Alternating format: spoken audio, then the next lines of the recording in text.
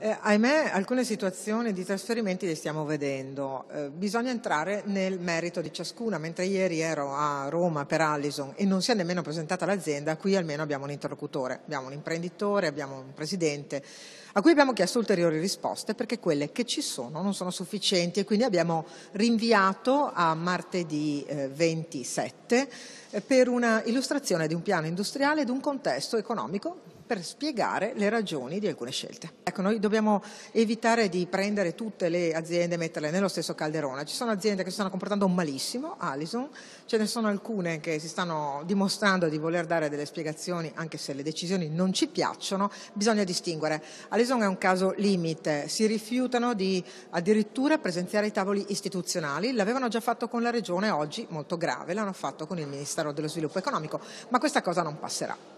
Oggi invece per Electrolux buone notizie, noi la settimana prossima saremo al Ministero dello Sviluppo Economico per sottoscrivere i diversi accordi che ciascuna regione ha chiuso con il Ministero mettendoci delle risorse. E per Electrolux invece buona notizia perché oggi facciamo un incontro per preparare l'incontro di mercoledì prossimo presso il Ministero dello Sviluppo Economico dove la Regione Veneto chiuderà un accordo con il Ministero stesso per un investimento fatto con soldi regionali. Electrolux ha chiesto di investire in ricerca in Veneto e la Regione del Veneto ha risposto con 140.000 euro.